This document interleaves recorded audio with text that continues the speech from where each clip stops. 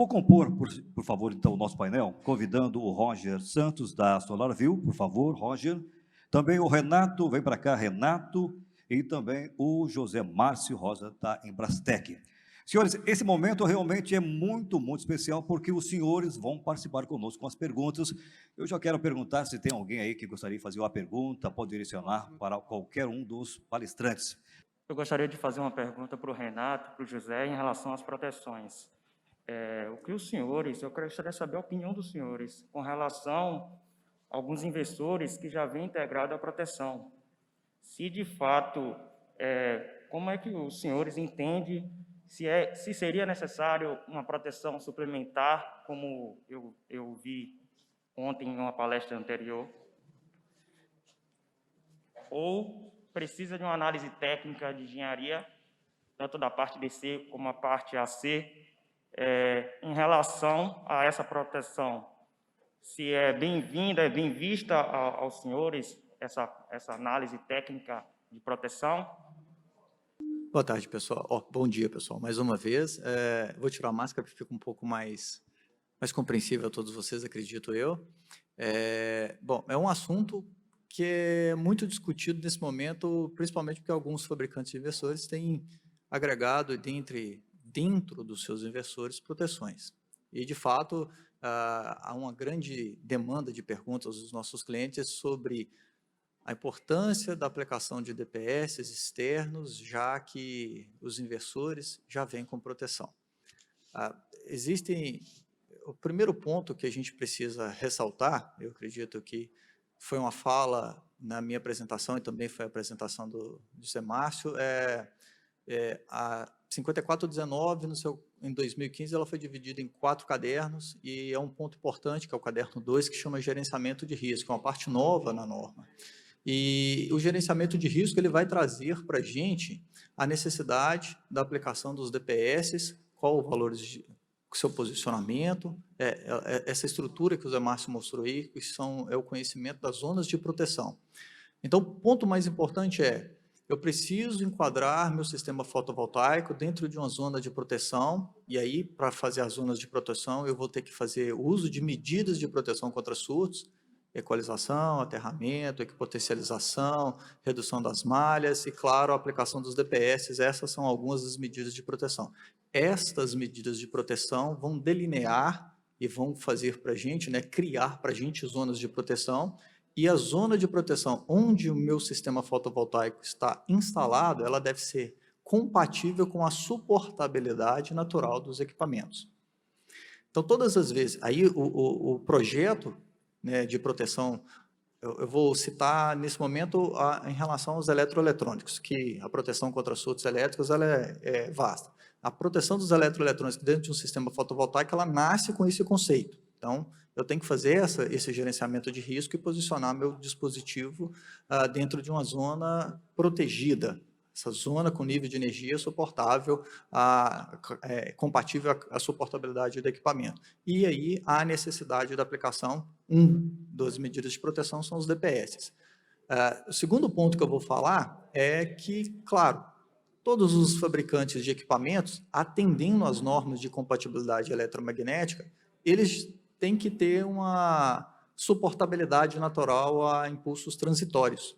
E daí, muitos dos fabricantes vão fazer o quê? Usar medidas compatíveis, e uma delas é a aplicação de próprios dispositivos, tecnologias de proteção contra surtos dentro dos próprios equipamentos. Então, sim, quando você pensa, vou fazer uma alusão aqui, na geladeira lá da sua casa, ela tem uma suportabilidade natural a impulsos transitórios, até mesmo porque a 5410, instalações elétricas, que é a nossa norma base, ela vai falar da suportabilidade. A 61643-32, que vai falar de sistemas fotovoltaicos, ou a 50539, ela vai falar da suportabilidade natural dos equipamentos eletroeletrônicos. Então, obviamente, os fabricantes constroem seus dispositivos com essas suportabilidades. Obviamente, eles vão ter dispositivos internos. O grande ponto esse dispositivo que o fabricante colocou, ele está enquadrado, segundo a análise do gerenciamento de risco, a sua instalação, porque, dado o grau de exposição aos surtos elétricos, esse dispositivo pode não ser compatível e daí nasce a necessidade de um dispositivo externo. Então, eu não estou aqui falando que precisa ou não precisa. Eu quero suscitar em vocês, a mente de vocês, a necessidade dessa análise. Vou trazer um fato ou um dado que eu trouxe aqui. Nós estamos no país campeão de incidência de descargas atmosféricas. E muitos dos inversores que vêm, eles não são tropicalizados. São feitos para índices de descargas atmosféricas muito menores do que nós temos no Brasil. Então, agora eu vou trazer só um ponto para lembrar. Sim, possivelmente, a grande maioria deles vai precisar do uso de dispositivos externos, dado esse conjunto de características que eu falei aos senhores. Perfeito? Eu quero aproveitar e passar também a mesma pergunta que o colega fez lá para o Márcio, por favor. Eu gostaria de complementar um pouco. O Renato falou muito bem. A gente tem que entender aquela parte que eu falei de zonas de proteção. Quando eu tenho um DPS incorporado, ou seja, no inversor, isso é muito bem-vindo, porque isso aumenta a suportabilidade de impulso dele. O fabricante fazer isso é extremamente importante, porque ele está preocupado, sim, com a capacidade dele de ser exposto a um surto. Porém, por mais que esse DPS incorporado tenha uma corrente que seja de DPS classe 2, vamos dizer que ele tenha lá 40 kA, esse DPS incorporado, né? A maioria não tem. Mas digamos que tenha. A aplicação de um DPS dentro do equipamento o caracteriza como classe 3. Então, eu preciso, sim, dos DPS classe 2 e, se a gente for pensar em proteção contra descarga direta, do classe 1. Então,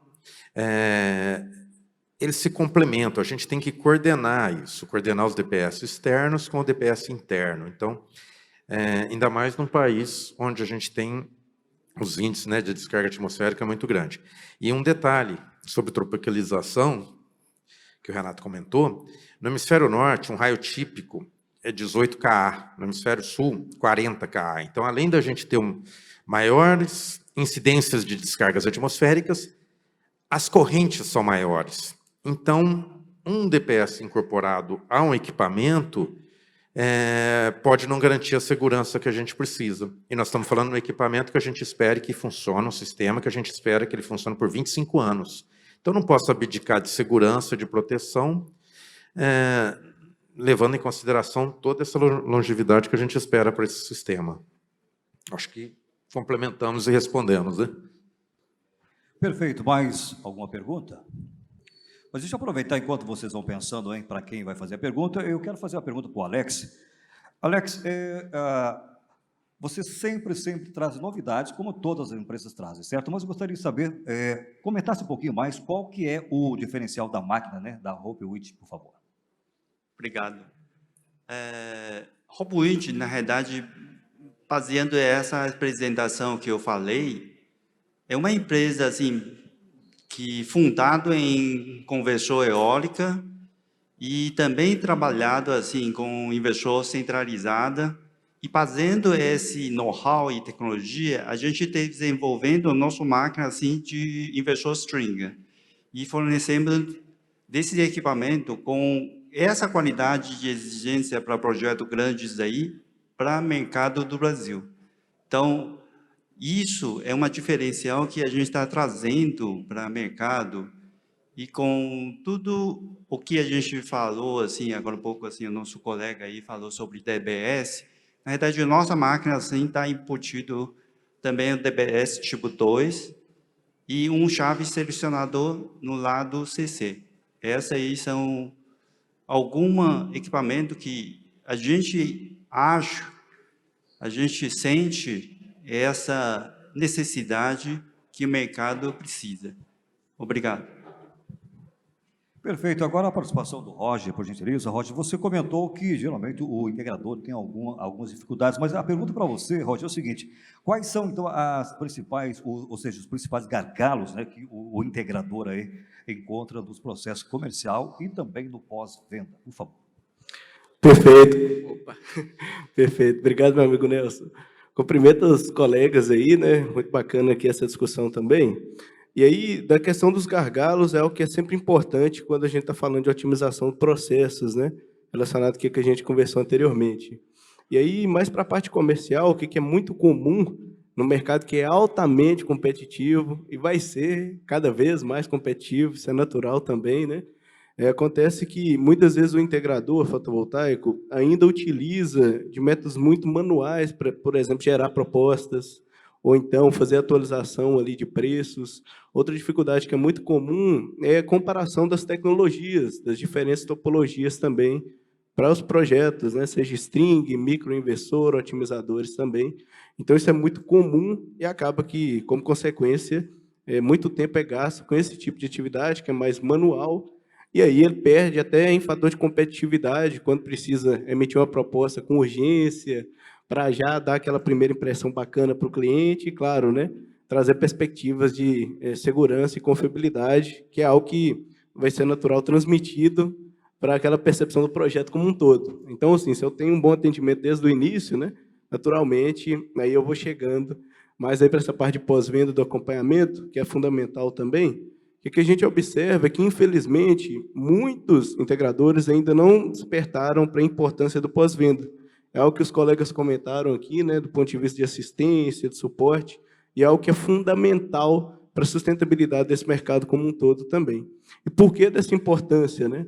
Quando a gente está falando de um pós-venda de qualidade, um acompanhamento para um sistema que vai durar mais de 25 anos, como o Márcio comentou aí também, acontece que, se você não tem um contato, um relacionamento constante com o seu cliente, naturalmente, né, você não vai garantir a melhor experiência.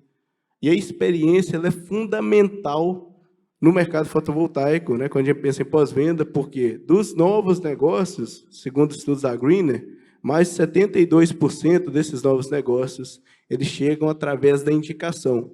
Então, se eu tenho um pós-venda estruturado, se eu consigo prestar assistência para o meu cliente, fazer um acompanhamento que seja, né, concreto, que seja constante e tudo mais, eu vou agregar um diferencial no mercado, vou garantir uma melhor experiência e, com isso, naturalmente, eu vou colher os frutos daqui a pouco, porque surgem novas possibilidades de prestação de serviço, seja limpeza, check-up da usina, manutenção, substituição de equipamentos, daqui a pouquinho, né, banco de baterias, carregador elétrico, enfim, uma série de possibilidades que vão surgir a partir de então.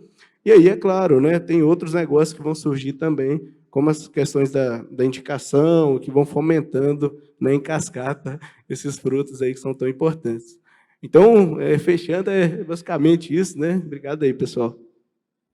Por favor, fique em pé e diga o seu nome ou para quem você quer direcionar a pergunta, ok? Bom dia, meu nome é Nilton da Power Representações. A minha pergunta vai justamente para o pessoal da parte de DPS. A diferença entre supressor e DPS? O nome técnico, né, para DPS, que é dispositivo de proteção contra surtos, ele é um supressor de surtos, ou seja, ele percebe um surto, ou seja, aquele pico que o Renato mostrou, se ele estiver, lógico, acima da tensão de corte dele, ele direciona isso para o aterramento. Então, o que diferencia os DPS classe 1, classe 1 do classe 2, muitas vezes é a tecnologia. Talvez eu acho que é isso que você estaria perguntando, porque existe aqueles com spar gap, com varistor. O que muda isso? Muitas vezes o DPS classe 1 ele é construído com spar gap, que é um componente que tem uma capacidade maior de exposição a surto, tem uma vida útil mais longa, porém ele tem alguns, como se diz, ele tem um problema nele que é o tempo de resposta dele ser um pouco mais lento que o varistor. Então, muitas vezes você tem um dispositivo que pode ser híbrido. Então, a tecnologia utilizada num DPS ela pode variar.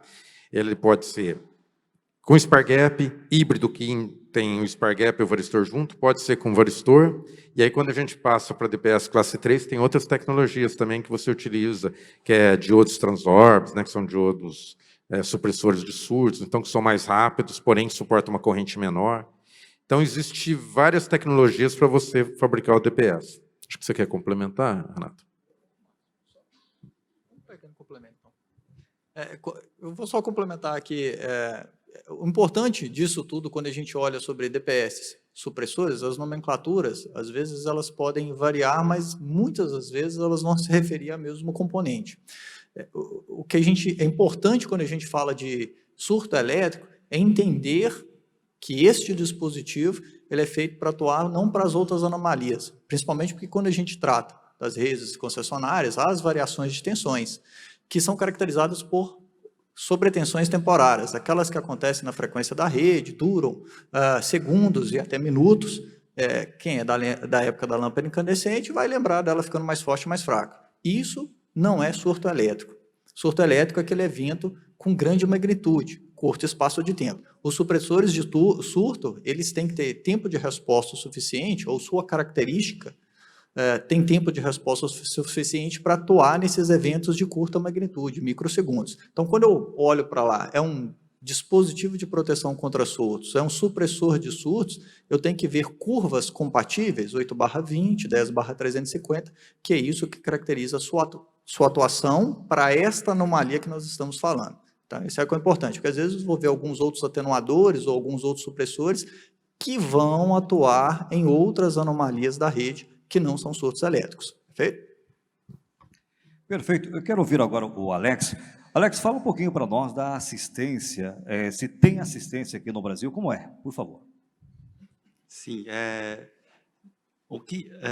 eu tinha apresentado o Sérgio, na verdade ele é responsável técnico nosso aqui no Brasil, e temos sim uma assistência técnica aqui no Brasil, e temos um estoque de garantia aqui no Brasil. Qualquer problema de fabricação nossa aí, o nosso parceiros aí vai ser distribuído imediato assim com esses assistência e feedback rápido.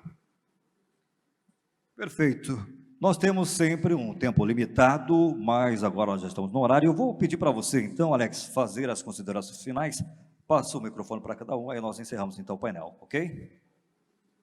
Obrigado. Então, eu acredito que todo mundo, nós aqui, estamos participando em uma área nova. Na verdade, energia solar no Brasil é uma área ainda jovem. Todo mundo, nós aí, está aprendendo. E eu mesmo estou aprendendo assim aos poucos aí, né? Entrando assim esse mercado em 2016, e eu acredito que esse mercado no Brasil, ou seja, no mundo inteiro assim, está em crescimento. A expectativa é boa e vamos trabalhar em conjunto. Obrigado.